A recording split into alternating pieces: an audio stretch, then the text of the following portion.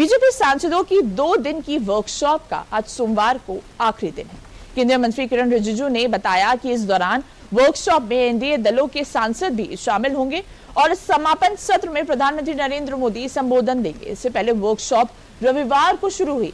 PM Modi भी इसमें शामिल हुए। इस दौरान वे हॉल में सबसे पीछे की पंक्ति में थे।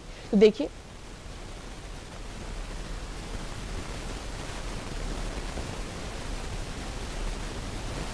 इसका सुबह से रात तक हमारा कार्यशाला चली है और मैंने प्रधानमंत्री जी भी शुरू से अंत तक रहा है, क्योंकि हमारा बीजेपी का ये संस्कृति है कि हमारा नेता हो या आम कार्यकर्ता सब एक ही है और आगे पीछे बैठना ऐसा हमारे यहाँ कोई एक सिस्टम बना के रखा नहीं है। इसमें औपचारिक तौर पर कार्यक्रम तो चलता है, लेकिन बैठने का औपचारिक नहीं होता है। सब जहाँ चाहे वहाँ बैठते हैं। प्रधानमंत्री जी भी आखिरी सीट में ही बैठते हैं जाके। ये हमारा बीजेपी का संस्कृति, हमारा कल्चर है। दरअसल बीजेपी की इस वर्कशॉप का फोकस उपराष्ट्रपति चुनाव से पहले एनडीए के सभी सांसदों को वोटिंग की ट्रेनिंग देने पर है। ट्रेनिंग सेशन में क्या क्या होगा, चलिए ग्राफिक के माध्यम से आपको समझाते हैं। तो देखिए ट्रेनिंग सेशन में क्या क्या होगा। सांसदों को बैलेट पेपर पर सही निशान लगाने की ट्रेनिंग दी जा रही है। तो देखिए बैलेट पेपर पर निशान कैसे सही तरीके से लगाया जा सके उसकी ट्रेनिंग दी जा रही है। चुनाव अधिकारी की ओर से दिए गए पेन का इस्तेमाल करने की ट्रेनिंग। तो पेन का इस्तेमाल कैसे करना है, बैलेट पेपर में अपना वोट डालना कैसे, इस सब की ट्रेनिंग दी जा रही है। बैलेट पेपर को सही तरीके से मोड़कर बॉक्स के अंदर डालने की भी जानकारी दी जा रही है। तो देखिए हर स्टेप की जानकारी इस ट्रेनिंग में दी जा रही है। गुप्त मतदान में पार्टी व्हिप लागू नहीं होता है।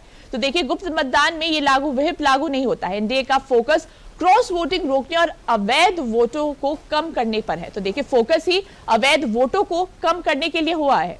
एनडीए की ओर से महाराष्ट्र के राज्यपाल सीपी राधाकृष्णन उम्मीदवार है, वहीं विपक्ष के उम्मीदवार सुप्रीम कोर्ट के retired justice B Sudarshan Reddy हैं। तो देखिए अब चुनाव को लेकर सारी जो तैयारी है वो हो चुकी है। ट्रेनिंग सेशन भी हो चुका है कि किस तरह से वोट डालना है, पेन का इस्तेमाल कैसे करना है, बैलेट पेपर जो पेपर है उसको मोड़ना कैसे। उपराष्ट्रपति चुनाव जो है वो 9 सितंबर को है, जैसे कि आप सब जानते हैं। तो सारी जो तैयारी है वो लगभग पूरी हो चुकी है। सांसदों को बैलेट पेपर को सही निशान कैसे लगाना है, मोड़ना कैसे है बैलेट पेपर को, पेन का इस्तेमाल कैसे करना है, हर चीज की जानकारी दी जा चुकी है।